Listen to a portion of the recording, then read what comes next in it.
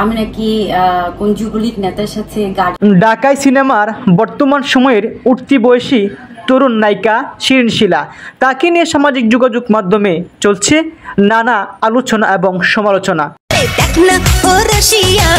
বেশ কয়েকদিন যাবৎ সোশ্যাল মিডিয়ায় ছড়িয়ে পড়েছে শিরিন শিলা নাকি কাকে নিয়ে বিদেশে ঘুরতে গিয়েছেন।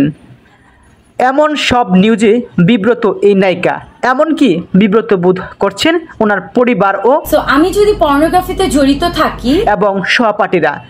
শিরিন শিলাকে SMS করে পরিবার তারাও বলতেছে সামাজিক যোগাযোগ মাধ্যমে তোমাকে নিয়ে এসব কি হচ্ছে।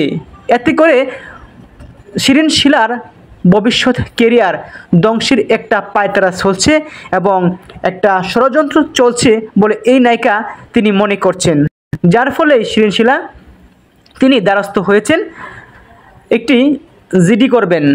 ইতিমধ্যে তিনি বেশ কয়েকটি, জানা গেছে যে 18টি ইউটিউব এবং ফেসবুক পেজ এবং চ্যানেলের নামে তিনি সাধারণ ডায়েরিও করেছেন, যাদের নাম রয়েছে পরবর্তী ভিডিওতে আপলোড দেওয়া হবে। সাধারণত এই নায়িকার জনপ্রিয়তাকে দাবিয়ে রাখার জন্য বেশ কয়েকজন ভিউ পাওয়ার জন্য তারা এমন কাজ করে যাচ্ছেন বলে এই নায়িকার দাবি।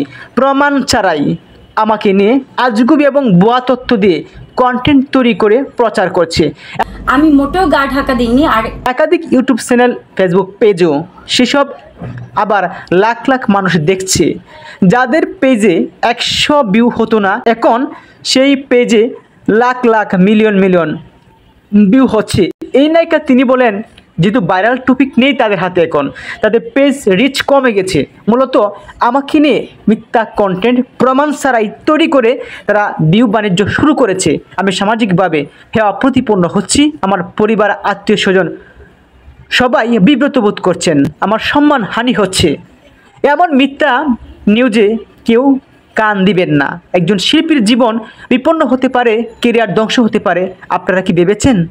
আমি যদি আপনার বোন হতাম বা আপনার পরিবারে কেউ হতাম, তাহলে কি আপনি আপনার বোন বা পরিবারের কাউকে নিয়ে এভাবে মিথ্যা গুজব বানোয়াট কন্টেন্ট তৈরি করে বিবাণিজ্য করতে পারতেন? সুতরাং এই নায়িকা তিনি সকলের প্রতি ক্ষমা চেয়ে বলেছেন, প্লিজ আপনারা ভিউ বাণিজ্য বন্ধ করুন। আইনে আশ্রয় নিব। তিনি বলেছেন আমার চরিত্র নিয়ে কথাও তুলেছেন অনেক কন্টেন্ট ক্রিয়েটররা, নেতিবাচক নিউজও প্রকাশ করেছে ভিডিও তৈরির মাধ্যমে। আমি নাকি নানা ধরনের অসামাজিক কাজের সঙ্গে জড়িত, দেশ ছেড়ে পালিয়েও গেছি। এগুলো অসত্য। ভক্ত দর্শকদের কাছে আমার সম্পর্কে ভুল তথ্য, ভুল বার্তা কোনোদিন এইসব কান্ট্রিতে জীবনে কোনোদিন আমি ট্রিট করি নাই। এসব করা হচ্ছে এবং আমি কোনোভাবেই এগুলো মেনে নিতে পারছি না। তিনি প্রত্যাশা করেন নতুন বাংলাদেশে নতুন বিচার পাবেন।